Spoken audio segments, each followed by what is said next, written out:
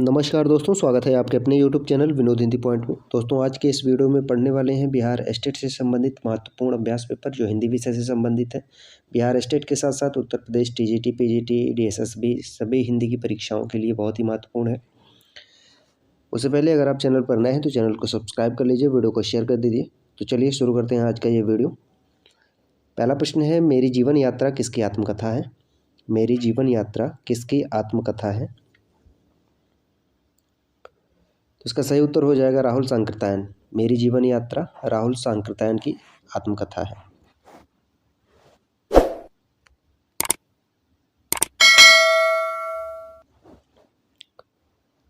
अगला प्रश्न है, देहाती दुनिया के रचनाकार कौन है?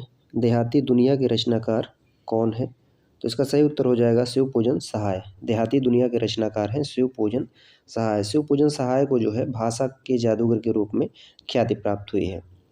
भाषा के जादूगर के रूप में इन्हें जाना जाता है और इनकी जो रचना है देहाती दुनिया। अगला प्रश्न है, गेहूं और गुलाब की रचना की विधा कौन सी है? गेहूं और गुलाब रचना की विधा कौन सी है? तो इस विकल्प में इसका उत्तर हो जाएगा इनमें से कोई नहीं। गेहूं और गुलाब जो है ये राम वृक्ष बेनीपुरी का है। ठीक है, गेहूं और गुलाब राम वृक्ष बेनीपुरी का है। ये संस्मरणात्मक रेखा चित्र है। इसकी विधा जो है संस्मरणात्मक रेखा चित्र है। इनकी और रचनाएं हैं जैसे माटी की मूर्तें हैं, लाल तारा हैं। ये सभी रचनाएं जो है राम वृक्ष बेनीपुरी की हैं। अगला प्रश्न है, आवारा मसीहा किसकी जीवनी पर आधारित है? यह प्रश्न जो है हिंदी साहित्य की ऐसी कोई परीक्षा नहीं जिसमें यह प्रश्न पूछा न गया हो। बहुत सी परीक्षाओं में ये प्रश्न पूछा गया है, बार बार पूछा जाता है। आवारा मसीहा किसकी रचना है या फिर आवारा मसीहा किसके जीवन से संबंधित है? आवारा मसीहा जो है शरत चंद्र के जीवन पर आधारित है। आवारा मसीहा शरत चंद्र के जीवन पर आधारित है और इसके रचनाकार हैं विष्णु प्रभाकर। विष्णु प्रभाकर। और बात करते हैं प्रेमचंद के जीवन पर जो आधारित रचना है कलम का सिपाही। कलम का सिपाही जो है अमृत राय ने लिखा है और यह प्रेमचंद के जीवन पर आधारित है। ठीक है। अगला है, श्रीलाल शुक्ल की रचना कौन सी है? श्रीलाल शुक्ल की रचना कौन सी है? तो इसका सही उत्तर हो जाएगा राग दरबारी। श्रीलाल शुक्ल की जो रचना है राग दरबारी। आषाढ़ का एक दिन, ये से आप सभी को पता है, ये मोहन राकेश का है। आषाढ़ का एक दिन। धर्मयुग पत्रिका के यशस्वी संपादक थे? धर्मयुग पत्रिका के यशस्वी संपादक थे कौन थे? तो उत्तर हो जाएगा धर्मवीर भारती। धर्मयुग पत्रिका के यशस्वी संपादक थे धर्मवीर भारती। धर्मयुग पत्रिका साप्ताहिक पत्रिका थी। ठीक है, और इसके संपादक थे धर्मवीर भारती। धर्मवीर भारती की जो प्रसिद्ध रचना है गुनाहों का देवता, ये इनका उपन्यास है। सूरज का सातवां घोड़ा, अंधा युग। अंधा युग इनका गीत नाट्य है। अगला प्रश्न है, गली आगे मुड़ती है कि लेखक कौन है? गली आगे मुड़ती है कि लेखक कौन है? तो उत्तर हो जाएगा शिव प्रसाद सिंह। गली आगे मुड़ती है यह शिव प्रसाद सिंह का उपन्यास है। एक बूंद सहसा उछली की रचना विधा है। एक बूंद सहसा उछली, तो यह जो है यात्रा वृत्त है। एक बूंद सहसा उछली अज्ञे का यात्रा वृत्त है। हिंदी में शिकार साहित्य के अप्रतिम लेखक कौन है? हिंदी में शिकार साहित्य के अप्रतिम लेखक कौन है? तो इसका सही उत्तर हो जाएगा श्री राम शर्मा। शिकार साहित्य के अप्रतिम लेखक हैं श्री राम शर्मा। ठीक है। अगला प्रश्न है, भारतेंदु युग और हिंदी भाषा की विकास परंपरा के लेखक कौन है? भारतेंदु युग और हिंदी भाषा की विकास परंपरा के लेखक कौन है? रामविलास शर्मा। रामविलास शर्मा इन भारतेंदु युग और हिंदी भाषा की विकास परंपरा के लेखक हैं रामविलास शर्मा। रामविलास शर्मा जो है मार्क्सवादी आलोचक के रूप में इनकी गणना की जाती है। मार्क्सवादी आलोचक के रूप में रामविलास शर्मा को जाना जाता है। अगला है, आत्महत्या के विरुद्ध कविता संकलन के कवि हैं? आत्महत्या के विरुद्ध कविता संकलन के कवि हैं, तो इसका उत्तर हो जाएगा रघुवीर सहाय। आत्महत्या के विरुद्ध कविता संकलन के कवि हैं रघुवीर सहाय। चारुचंद्रलेख के उपन्यासकार कौन है? चारुचंद्रलेख के उपन्यासकार कौन है? तो यह चारुचंद्रलेख जो है हजारी प्रसाद द्विवेदी का उपन्यास है। इनके और भी उपन्यास हैं, बाणभट्ट की आत्मकथा है, पुनर्वा है, अनामदास का पोथा है, चारुचंद्र लेख है, ये सभी उपन्यास जो है हजारी प्रसाद द्विवेदी के हैं। अगला प्रश्न है, निम्नलिखित में से तारसप्तक में कौन कवि शामिल नहीं था? निम्नलिखित में से तारसप्तक में कौन कवि शामिल नहीं था? तो इसका उत्तर हो जाएगा रामधारी सिंह दिनकर। यह तारसप्तक में शामिल नहीं थे। बाकी प्रभाकर माचुए, नेमीचंद जैन, भरत भूषण अग्रवाल, ये तीनों तारसप्तक में शामिल थे। तारसप्तक का प्रकाशन वर्ष 1943 ईस्वी। अगला प्रश्न है, आधा गांव के लेखक कौन है? आधा गांव के लेखक कौन है? तो आधा गांव जो है राही मासूम रजा का है। आधा गांव के लेखक हैं राही मासूम रजा। ठीक है, यह आंचलिक उपन्यास है। आधा गांव जो है आंचलिक उपन्यास का है और राही मासूम रजा जो है आंचलिक उपन्यासकार के रूप में जाने जाते हैं। निषाद बांसुरी की रचना की विधा है। निषाद बांसुरी की रचना विधा है तो यह जो है ललित निबंध है। निषाद बांसुरी जो है ललित निबंध है। किसका है? कुबेरनाथ राय का। निषाद बांसुरी के लेखक हैं कुबेरनाथ राय। कुबेरनाथ राय के और भी निबंध हैं, प्रिया नीलकंठी है, रस आकेटक और महाकवि की तर्जनी, ये सभी जो है कुबेरनाथ राय के निबंध हैं। अगला है, इनमें से कौन आंचलिक उपन्यासकार है? इनमें से कौन आंचलिक उपन्यासकार है? अभी बात हुई है, राही मासूम रजा जो है यह आंचलिक उपन्यासकार है और इनका जो उपन्यास है आधा गांव। आंचलिक उपन्यासकार कौन है? तो राही मासूम रजा। प्रेमचंद्र और जयशंकर प्रसाद ये सामाजिक उपन्यासकार हैं और जैनेन्द्र कुमार जो है मनोविश्लेषणवादी उपन्यासकार जाने जाते हैं। तो आंचलिक उपन्यासकार कौन है? राही मासूम रजा। कनुप्रिया के लेखक कौन है? तो कनुप्रिया के लेखक हैं धर्मवीर भारती। कनुप्रिया के लेखक हैं धर्मवीर भारती। अंधा युग, सात गीत वर्ष, ठंडा लोहा, ये सभी जो है धर्मवीर भारती की रचनाएं हैं। अगला प्रश्न है, कौन सा शब्द गंगा का पर्यायवाची नहीं है? गंगा का पर्यायवाची नहीं है तो इसका उत्तर हो जाएगा सरिता। यह गंगा का पर्यायवाची नहीं है। जाह्नवी, देवपगा, सुरसरी, ये तीनों जो है गंगा के पर्यायवाची हैं और सरिता जो है यह नदी का पर्यायवाची है। सरिता नदी का पर्यायवाची है। अगला प्रश्न है, ध्वन्यालोक किस तत्व से संबंधित ग्रंथ है? ध्वन्यालोक किस तत्व से संबंधित ग्रंथ है?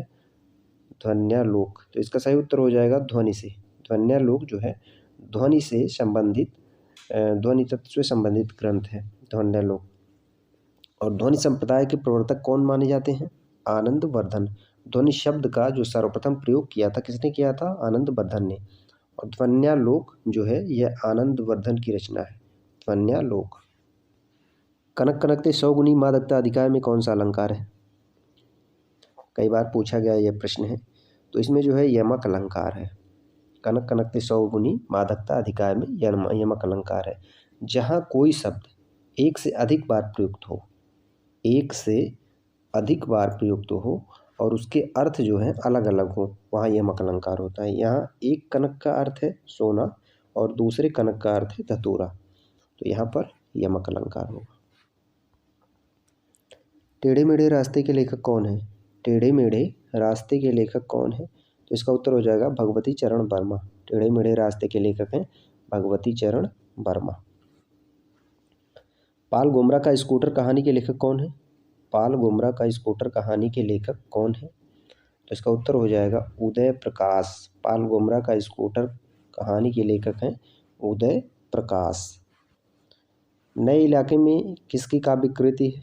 नए इलाके में किसकी काव्य कृति है? तो इसका उत्तर हो जाएगा अरुण कमल। नए इलाके में यह अरुण कमल की काव्य कृति है।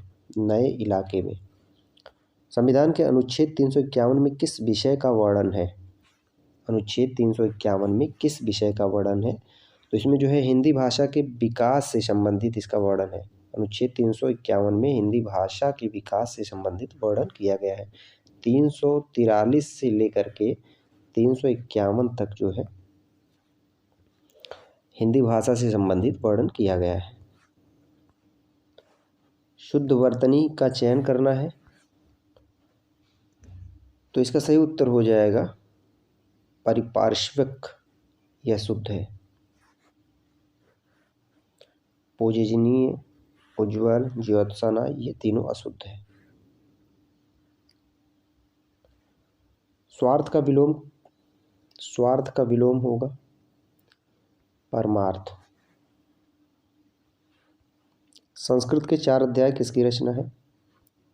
संस्कृत के 4 अध्याय किसकी रचना है? तो यह जो है दिनकर का है, संस्कृत के 4 अध्याय। जुलूस उपन्यास के लेखक कौन है? जुलूस उपन्यास के लेखक कौन है? तो इसका उत्तर हो जाएगा फणीश्वर नाथ रेणु। जुलूस उपन्यास के लेखक हैं फणीश्वर नाथ रेणु।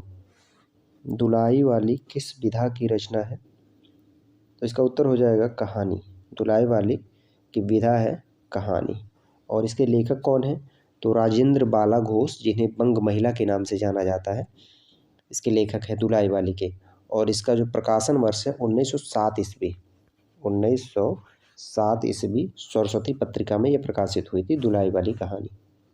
ना नौ मन तेल होगा और ना राधा नाचेगी, इसका अर्थ क्या है?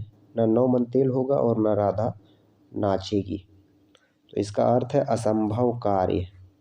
इस मुहावरे का अर्थ है असंभव कार्य। बकरी नाटक के रचयिता कौन है?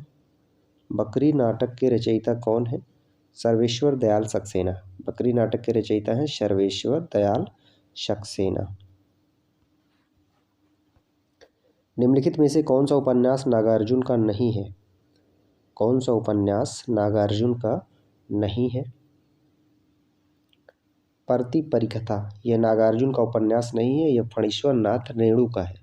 परती परिकथा, मैलांचल, जुलूस, कितने चौराहे, ये सभी जो है फणीश्वर नाथ रेणु के हैं। बलचनमा, रतिनाथ की चाची, वरुण के बेटे, बाबा बटेश्वर नाथ, ये सभी जो है नागार्जुन के उपन्यास हैं। भूल गलती कविता के कवि कौन है? भूल गलती कविता के कवि कौन है? तो मुक्तिबोध। भूल गलती जो कविता है यह मुक्तिबोध का है। मुक्तिबोध की और भी कविता है, अंधेरे में, ब्रह्मा राक्षस, यह इनकी लंबी कविता है। अंधेरे में मुक्तिबोध की लंबी कविता है। निम्नलिखित में से लोकोक्ति को चुनिए। अंधे की लकड़ी 9 2 11 होना, गले पड़ना, अधजल गगरी छलकत जाए। तो अधजल गगरी छलकत जाए यह लोकोक्ति है। अधजल गगरी छलकत जाए।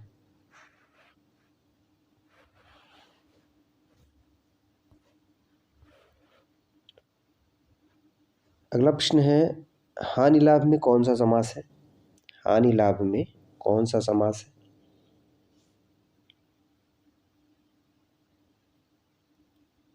इनमें से कोई नहीं।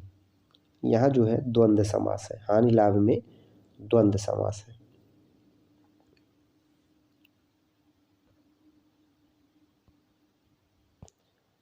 बुद्धू का कांटा कहानी के लेखक कौन है? बुद्धू का कांटा।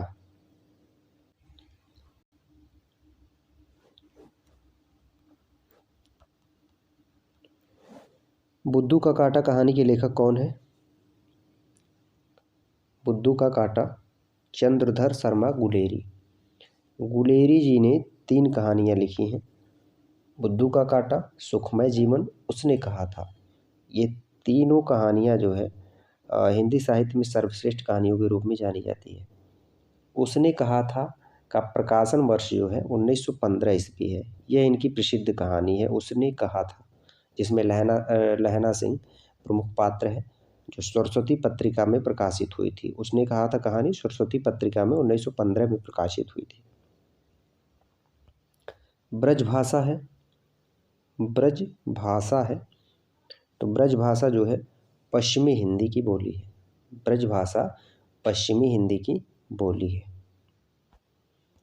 अनंत का सही संधि विच्छेद होगा, अनंत का सही संधि विच्छेद होगा अनधन अंत।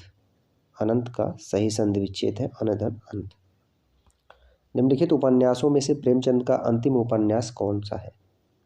प्रेमचंद का अंतिम उपन्यास कौन सा है?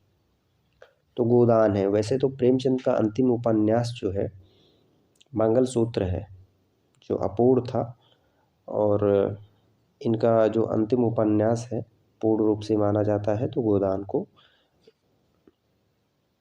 गोदान का जो प्रकाशन वर्ष है 1936 ईस्वी। गोदान का प्रकाशन वर्ष 1936 ईस्वी, जिसे कृषक महाकाव्य के रूप में जाना जाता है। और इनका जो प्रथम उपन्यास है सेवा सदन, सेवा सदन जो है 1918 ईस्वी में इसका ये प्रकाशन हुआ था। सेवा सदन 1918 ईस्वी। निम्नलिखित में से शुद्ध वाक्य को चुनिए। शुद्ध वाक्य को चुनिए। राम रोटी खाया है, राम ने रोटी खाया है, राम ने रोटी खाई है, राम रोटी खा लिया है। तो राम ने रोटी खाई है, ये शुद्ध है। निम्नलिखित में से कौन सा छंद दोहा का विपरीत छंद है? कौन सा छंद दोहा का विपरीत छंद है? तो विकल्प में नहीं है इनमें से कोई नहीं। दोहा का विपरीत छंद जो है वह सोरठा है। दोहा का विपरीत छंद है सोरठा। निम्नलिखित में से किस लेखक को ज्ञानपीठ पुरस्कार नहीं मिला? किस लेखक को ज्ञानपीठ पुरस्कार नहीं मिला? तो सही उत्तर हो जाएगा नागार्जुन। नागार्जुन को जो है ज्ञानपीठ पुरस्कार नहीं मिला। दिनकर को उर्वशी पर ज्ञानपीठ पुरस्कार मिला था। बाल्टी कैसा शब्द है? बाल्टी कैसा शब्द है? तो बाल्टी जो है यह विदेशज शब्द है, पुर्तगाली। बाल्टी पुर्तगाली शब्द है और पुर्तगाली जो है विदेशी शब्दों में आती है। सूची 1 का सूची 2 से मिलान करना है। शेखर एक जीवनी, अज्ञे, अशोक के फूल, हजारी प्रसाद द्विवेदी, क्या भूलूं क्या याद करूं, हरिवंश राय बच्चन की आत्मकथा है।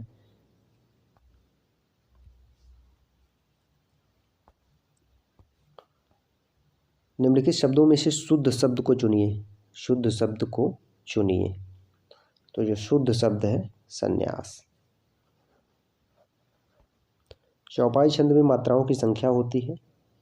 चौपाई छंद में मात्राओं की संख्या कितनी होती है? तो 16। चौपाई छंद में 16 होती है मात्राओं की संख्या। काला जल का कथानक किस समस्या से संबंधित है? काला जल। काला जल किसका है? तो यह सानी का है। काला जल शानी का है। सांप्रदायिकता, इसका जो कथानक है सांप्रदायिकता। मगध कविता संग्रह के रचयिता कौन है? मगध कविता संग्रह के रचयिता कौन है? श्रीकांत वर्मा। मगध कविता संग्रह के रचयिता हैं श्रीकांत वर्मा। निम्नलिखित में से किस कृति के लेखक रामविलास शर्मा है? किस कृति के लेखक रामविलास शर्मा है? तो इसका उत्तर हो जाएगा भाषा और समाज। भाषा और समाज यह आलोचना ग्रंथ है रामविलास शर्मा का। ठीक है, भाषा और समाज।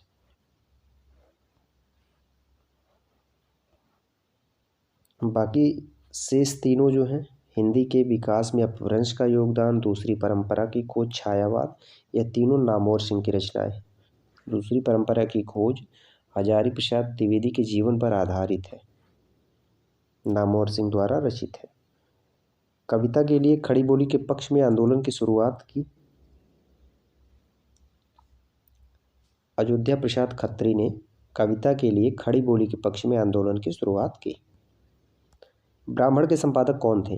ब्राह्मण पत्रिका के संपादक कौन थे? तो सही उत्तर हो जाएगा प्रताप नारायण मिश्र।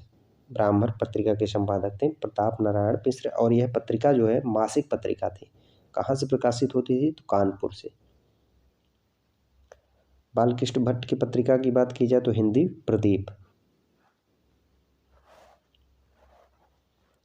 भारतेंदु युग की केंद्रीय विधा है।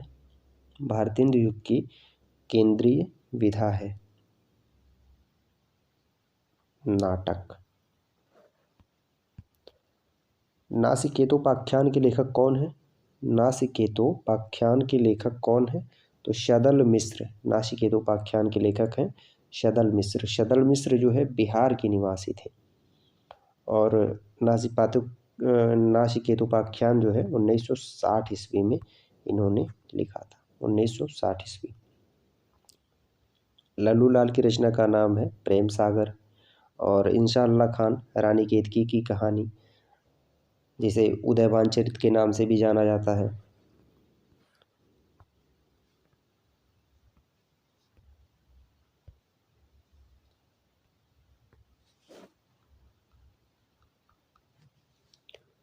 नूतन ब्रह्मचारी कृति के लेखक कौन है? नूतन ब्रह्मचारी कृति के लेखक कौन है?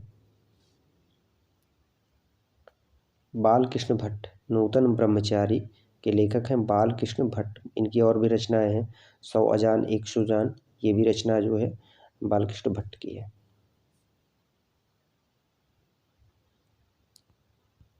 परीक्षा गुरु उपन्यास के लेखक कौन है?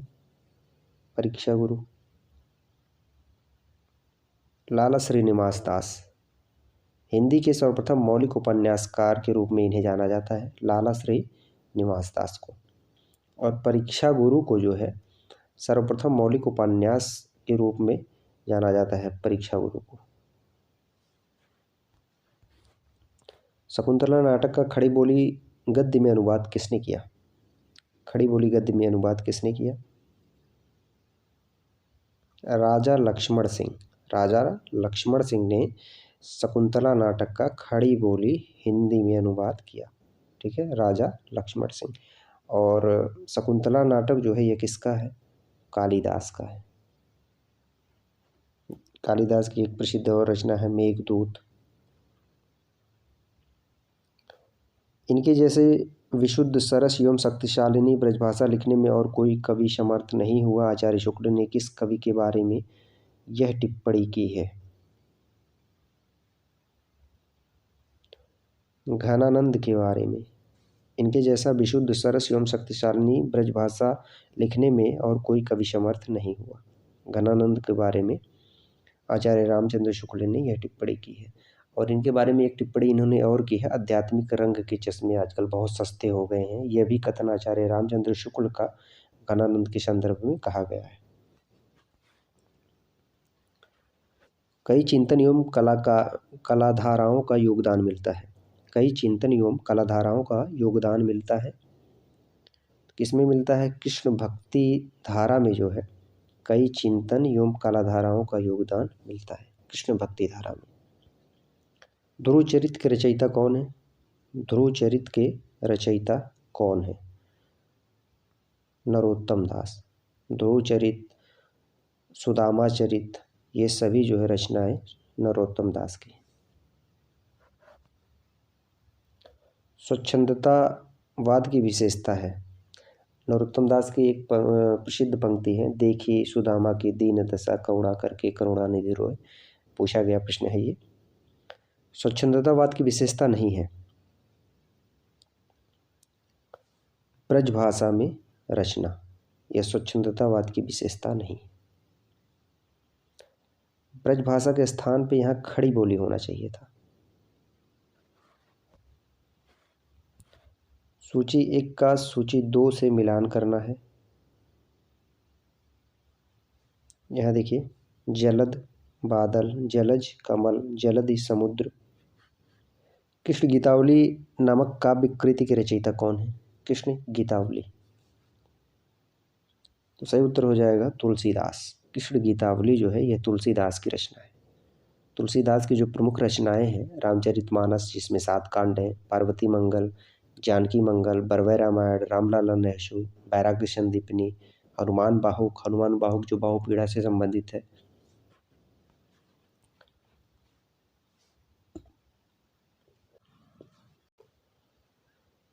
निम्नलिखित में से पुल्लिंग शब्द है। निम्नलिखित में से पुल्लिंग शब्द है। पुल्लिंग शब्द बताइए। व्यय। व्यय जो है यह पुल्लिंग शब्द है। शेष सभी जो है घास, आय, नहर, यह स्त्रीलिंग है।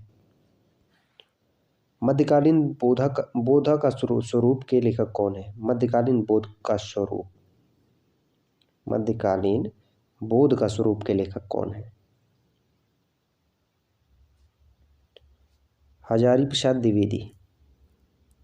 मध्यकालीन बोध का स्वरूप के लेखक हैं हजारी प्रसाद द्विवेदी। हजारी प्रसाद द्विवेदी का एक साहित्य ऐतिहासिक ग्रंथ है हिंदी साहित्य की भूमिका, हिंदी साहित्य का आदिकाल। ये सभी रचनाएं हजारी प्रसाद द्विवेदी की हैं। सूची 1 का सूची 2 से मिलान करना है।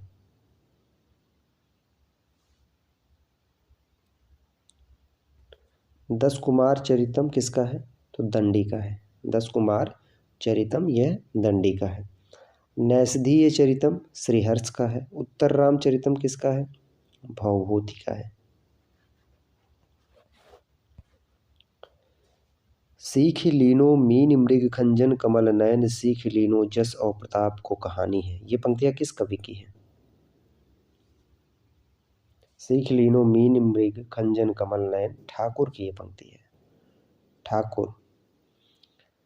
रीतिकाल की बात करें तो रीतिकाल को जो है 3 वर्गों में बांटा गया है, रीति सिद्ध, रीतिबद्ध और रीत मुक्त। तो ठाकुर, आलम, घनानंद ये सभी जो है रीत मुक्त कवियों में आते हैं, और बिहारी रीत सिद्ध। भक्ति के स्रोत को दक्षिण से उत्तर भारत में प्रसारित होने के सिद्धांत का समर्थन करने वाले कवि कौन है? आचार्य रामचंद्र शुक्ल। भारत की भक्ति के स्रोत को दक्षिण से उत्तर भारत में प्रसारित होने के सिद्धांत का समर्थन करने वाले विद्वान हैं आचार्य Ramchandra Shukla. Fort William college की स्थापना किस वर्ष में हुई थी? फोर्ट विलियम कॉलेज की स्थापना किस वर्ष हुई थी? तो 1800 ईस्वी में फोर्ट विलियम कॉलेज की स्थापना हुई थी। कहाँ पर? कोलकाता में। फोर्ट विलियम कॉलेज की स्थापना कहाँ हुई थी? 1800 ईस्वी में कोलकाता में की गई थी। और इसमें जो है भारतीय भाषा पंडित के रूप में जो है एक लल्लू लाल और दूसरे सदल मिश्र को नियुक्त किया गया था। हिंदी के जो भाषा पंडित के रूप में 2 की नियुक्ति हुई थी, एक लल्लू लाल और दूसरे सदल मिश्र। राहुल जी ने हिंदी भाषा का प्रथम कवि किसे स्वीकार किया?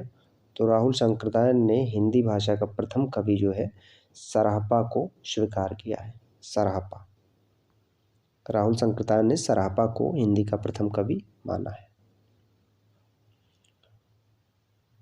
पुष्पदंत की बात की जाए तो पुष्पदंत को जो है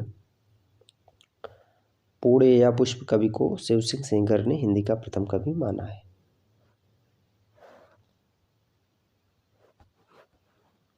नैन नचाई कहो मुस्काई लला फिराइयो खेलन होरी, किसका है ये? पद्माकर का है। नैन नचाई कहो मुस्काई लला फिराइयो खेलन होरी, पद्माकर का है। कई बार परीक्षा में ये पूछा गया है। हिंदी साहित्य के प्रथम काल को आदिकाल नाम किसने दिया? आदिकाल नाम किसने दिया? हजारी प्रसाद द्विवेदी ने। आदिकाल नाम हजारी प्रसाद द्विवेदी ने दिया है। रामचंद्र शुक्ल ने वीरगाथा काल कहा है।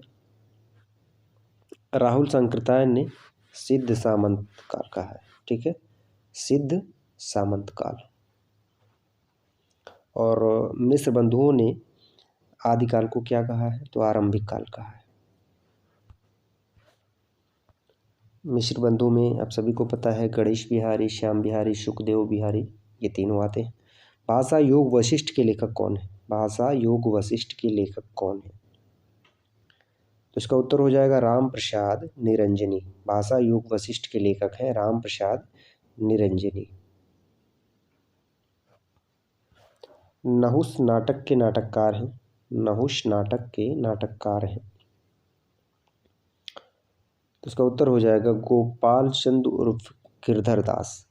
नहुष नाटक के नाटककार हैं गोपाल चंद्र उर्फ गिरधर दास। यह भारतेंदु हरिश्चंद्र के पिताजी हैं। और नहुष नाटक को भारतेंदु हरिश्चंद्र ने हिंदी का पहला नाटक माना है। हिंदी शब्दानुशासन के लेखक हैं। हिंदी शब्दानुशासन के लेखक हैं किशोरी दास वाजपेयी। हिंदी शब्दानुशासन के लेखक हैं किशोरी दास वाजपेयी। अगर शब्दानुशासन की बात की जाए, शब्दानुशासन तो ये हेमचंद का है। शब्दानुशासन हेमचंद का है। हिंदी शब्दानुशासन किशोरी दास वाजपेयी का है। बरवे नायिका भेद के रचनाकार कौन है? बरवे नायिका भेद के रचनाकार कौन है? तो सही उत्तर हो जाएगा रहीम। बरवे नायिका भेद के रचनाकार हैं रहीम। बरवे नायिका भेद की भाषा कौन सी है? तो ये अवधी भाषा में लिखी गई है। ठीक है, अवधी भाषा में लिखी गई है। बिहारी का तो आप सभी को पता है, बिहारी शतसई, जिसमें 719 दोहे हैं। और भिखारी दास की रचना का क्या नाम है? भिखारी दास की रचना का नाम है काव्य निर्णय। केशवदास की रचना कवि प्रिया, रसिक प्रिया, रामचंद्रिका, जिसे छंदों का अजायब घर कहा जाता है, विज्ञान गीता। विनय पत्रिका की भाषा है, विनय पत्रिका की भाषा है, तो विनय पत्रिका की भाषा है ब्रज। विनय पत्रिका है किसका? तुलसीदास जी का। ठीक है, विनय पत्रिका किसका है? तुलसीदास जी का। रीतकाल के रीत सिद्ध काव्यधारा के कवि हैं, रीत सिद्ध काव्यधारा के कवि हैं कौन है? बिहारी हैं। रीति सिद्ध काव्यधारा के कवि बिहारी। रामचंद्र वर्मा प्रसिद्ध हैं, रामचंद्र वर्मा प्रसिद्ध हैं, किसके लिए प्रसिद्ध हैं? कोशकार के रूप में। रामचंद्र वर्मा कोशकार के रूप में प्रसिद्ध हैं। ध्रुपद गायन का संबंध किस भाषा से है? ध्रुपद गायन का संबंध किस भाषा से है? तो ब्रज भाषा से जो है ध्रुपद गायन का संबंध है। ये पूछा गया प्रश्न है, ब्रज भाषा से ध्रुपद गायन का संबंध है। ठीक है।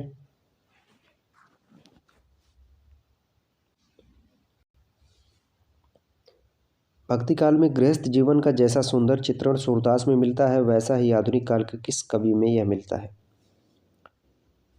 गृहस्थ जीवन जैसा सुंदर चित्रण सूरदास में मिलता है, वैसा ही आधुनिक काल के किस कवि में मिलता है? मैथिली शरण गुप्त, मैथिली शरण गुप्त में मिलता है।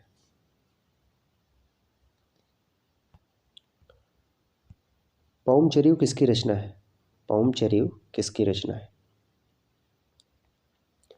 स्वयंभू का है। पौमचरिऊ जो है यह स्वयंभू का है, और यह जो है अपूर्ण ग्रंथ है। स्वयंभू का अपूर्ण ग्रंथ है। स्वयंभू के पुत्र त्रिभुवन ने इसे पूर्ण किया था, जिसमें राम का वर्णन किया गया है। पौमचरिऊ में राम का वर्णन किया गया है।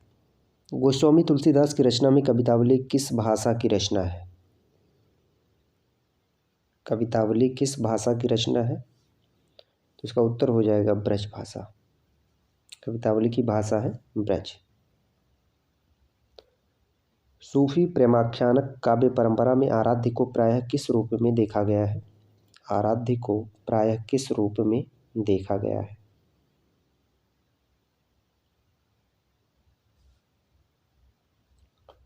प्रेमिका के रूप में। आराध्य को प्रेमिका के रूप में देखा गया है। निम्नलिखित में से कौन मिश्र बंधुओं में नहीं है? कौन मिश्र बंधुओं में नहीं है? गणेश बिहारी, श्याम बिहारी, शुकदेव बिहारी। कृष्ण बिहारी जो है यह मिश्र बंधुओं में शामिल नहीं है। निम्नलिखित में से कौन तार सप्तक का कवि नहीं है? कौन तार सप्तक का कवि नहीं है? शमशेर बहादुर सिंह यह तार सप्तक के कवि नहीं। शिवपालगंज किस उपन्यास से संबंधित है? शिवपालगंज किस उपन्यास से संबंधित है? राग दरबारी। शिवपालगंज या राग दरबारी उपन्यास से संबंधित है। राग दरबारी किसका है? सरलाल शुक्ल का उपन्यास है। भरत मुनि के अनुसार काव्य में कुल कितने गुण होते हैं? काव्य में कुल कितने गुण होते हैं? तो भरत मुनि के अनुसार काव्य में कुल 10 गुण होते हैं। हिंदी वर्णमाला में अ अह क्या है? आयोग वाह।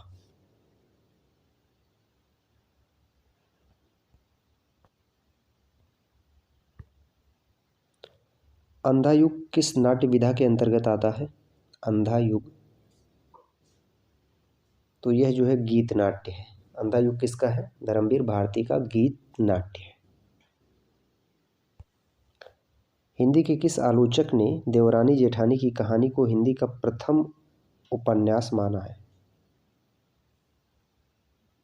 देवरानी जेठानी की कहानी गोपाल राय।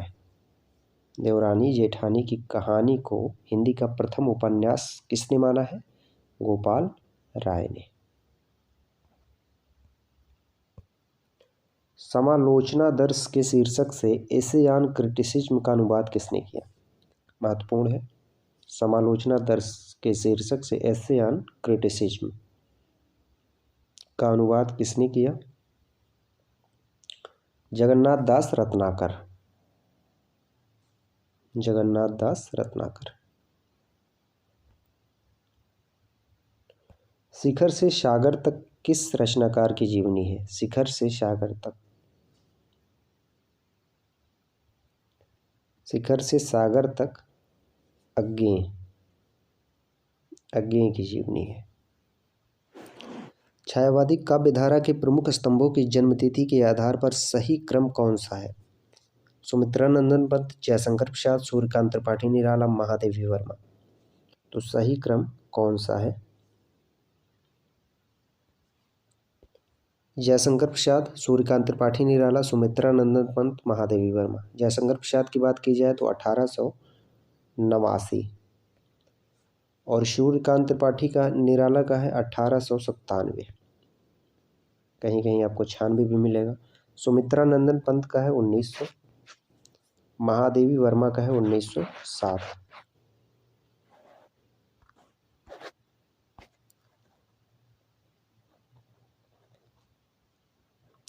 प्रकाशन की दृष्टि से निम्नलिखित काव्य कृतियों का सही क्रम कौन सा है? गीत फरोश, युगवाणी, हरिघास पर क्षण भर, कुकुरमुत्ता। तो इसमें हो जाएगा सही उत्तर डी, युगवाणी, कुकुरमुत्ता, हरिघास पर क्षण भर, गीत फरोश। आज का हमारा अंतिम प्रश्न है, निराला के उपन्यासों का प्रकाशन का दृष्टि से सही अनुक्रम कौन सा है? निराला के उपन्यासों का प्रकाशन की दृष्टि से सही अनुक्रम कौन सा है? अप्सरा, अलका, निरुपमा, प्रभावती। अप्सरा, अलका, निरुपमा, प्रभावती, इनका जो एक अधूरा उपन्यास है चोटी की पकड़, अपूर्ण है। अप्सरा की बात की जाए तो 1931 ईस्वी, अलका 1933, निरुपमा 1936 और प्रभावती जो है यह भी 1936। यह थे संपूर्ण हिंदी साहित्य से संबंधित कुल 100 महत्वपूर्ण प्रश्न अच्छे लगे हो तो आप वीडियो को शेयर कर दीजिए। चैनल पर नए हैं तो चैनल को सब्सक्राइब कर लीजिए। मिलते हैं अगले वीडियो में कुछ नए तथ्यों के साथ, तब तक के लिए नमस्कार।